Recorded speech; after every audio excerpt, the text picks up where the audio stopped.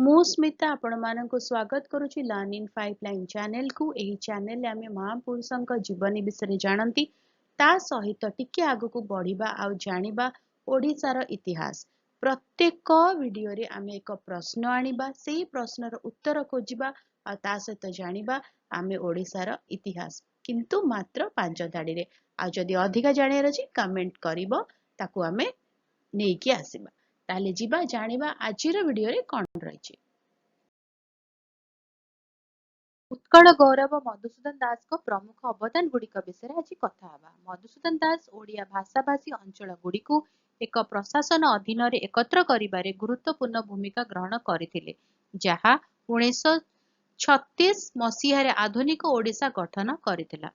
1903 ମସିହାରେ ସେ ଉତ୍କଳ ସମ୍ମିଳନୀ ପ୍ରତିଷ୍ଠା କରିଥିଲେ, ଏକ ସାମାଜିକ ରାଜନୈତିକ ସଂଗଠନ ଯାହା ଓଡ଼ିଆ ଭାଷା, ସଂସ୍କୃତି ଏବଂ ପରିଚୟକୁ ପ୍ରୋତ୍ସାହିତ କରିବାରେ ଗୁରୁତ୍ୱପୂର୍ଣ୍ଣ ଭୂମିକା ଗ୍ରହଣ କରିଥିଲା।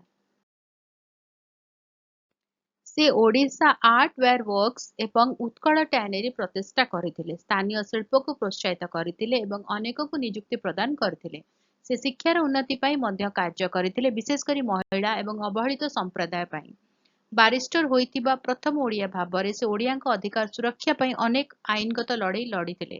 ସେ ବିଭିନ୍ନ ଅଞ୍ଚଳରେ ବଙ୍ଗଳା ଏବଂ ହିନ୍ଦୀର ପ୍ରାଧାନ୍ୟ ଯୋଗୁଁ ବିପଦରେ ପଡ଼ିଥିବା ଓଡ଼ିଆ ଭାଷାର ସ୍ୱୀକୃତି ଏବଂ ବିକାଶ ପାଇଁ ଅକ୍ଲାନ୍ତ ଭାବରେ କାର୍ଯ୍ୟ କରିଥିଲେ। ଭିଡିଓଟି କେମିତି ଲାଗିଲା ମୋତେ କମେଣ୍ଟ କରିକି ଜଣେଇବ। ଯଦି ଭଲ ଲାଗିଲା ଟିକେ ଲାଇକ୍ କରିଦବ, ଭିଡିଓ ଅନ୍ତତଃ ସେୟାର କର, ଚ୍ୟାନେଲକୁ ସବସ୍କ୍ରାଇବ କରି ବେଲ୍ ଆଇକନ୍ ପ୍ରେସ୍ କରି ଅଲ୍ ନୋଟିଫିକେସନକୁ ଅନ୍ ରଖିଥାଅ। ତାହେଲେ ରହୁଛି, ଦେଖା ହବା ଆଗାମୀ ଭିଡିଓରେ। ନମସ୍କାର।